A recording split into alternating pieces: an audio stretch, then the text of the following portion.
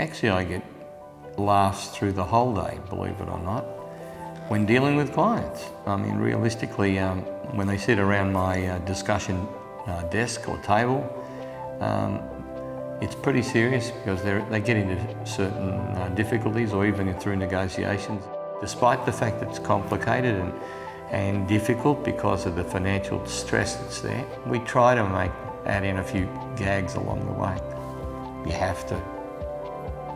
Sandy wanted to get to know us initially and what was going on in our lives.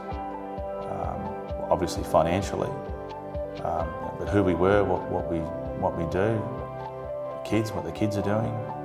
They want to get to know you, not just your business, but you as people. There's a lot of personal questions that he asks. He wants to know what you're doing as a person. I basically sit down and listen to their story, and then I ask them, what is it that they're trying to achieve, their wish list. I don't care whether they come in here dressed like a bikie. You'll see people come in here in overalls, you'll see people in shorts, no difference at all. You can't tell a book by its cover, you just can't, okay?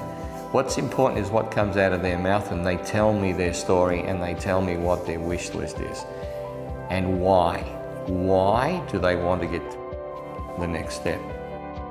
One of the good things about Sandy is like I'll come into his office with my mullet and just looking rough, and he doesn't even blink. He treats me the same as the next guy, and just so much care and thought into what I'm trying to do and achieve, and it really teaches me a lot of stuff. We're working in a dynamic set of circumstances, and we're not talking about insolvency, we're talking about just businesses growing. We're talking about people that want to keep making decisions and moving forward. I'm using the number as a basis of telling me what's happening, what's in the business, or what's the story behind the business. It is what you then do with those numbers that generate value. We work as a team, whether they're clients or staff. We get together and we sort through the issues. I say to my staff, empathy. Put yourself in the other people's shoes, in their moccasins as we call them. Walk in their moccasins and you tell me, is that the way you would have wanted it done? Did you do the job the way it should have been done? In the case of what way these clients can, they know they can ring you at any time. They know that you're always going to be there with it. They know that if there's something really need to go to sort out, they know they could bank on you to get it done. The aim of the exercise is to make everyone comfortable. My staff, they're all introduced to the clients, so that when they pick up the phone or whatever, they all can interact. We want that family environment. Most of the people I work with, I consider them as family and friends, so just having that connection, because my family is so far away. I feel warm when I come to work and enjoy it, yeah. Back 27 years ago, I got into financial difficulties. And it was a time when I lost everything, the lot. And that's how this practice kicked off. I negotiate for and on behalf of entrepreneurs. If I didn't undertake this that far back, a lot of people would have not resuscitated themselves. They needed a second chance. That's what Australia's all about. You've got to be able to give entrepreneurs a go in this country, otherwise how's the country going to progress? If they genuinely do know what they're doing, they really need that opportunity. Someone needs to be there with them. Without Bryant Bryant, I swear, I'd probably be something. Be probably 10% of where I am at the moment. That's how important families are.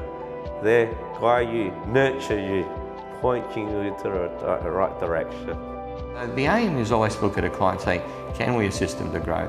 We help them start their businesses, and we continue to watch them grow and assist them. But most people don't work on their businesses. We keep saying about this. They're so busy, they haven't got time. They're working in their business. No one sits and plans.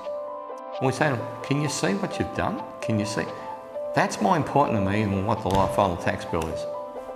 So that's where I enjoy what I do. Sandy's become an accountant to our family, to myself and my wife and my children. He's become a good friend and he's become a trusted advisor. We're trying to get a message out there to people that have they're not comfortable with the advice they're getting. They're not comfortable with the way they're tracking. Things should be getting better for them, probably a little bit easier, and we know that it's hard sometimes. We feel so privileged that Sandy helps us and the way he does and the way he treats us. He's someone that's really important to us. Like, I know he cares about us, and well, I think that he does, and we care about him too. So, yeah, I think if I was ever in trouble, which I have been, he's there to help me no matter what time, and that's something you never forget. To help people, that's what it is, to help businesses, to help entrepreneurs, to continue that. There's no other reason for this practice to be in existence. It's certainly not to produce tax returns.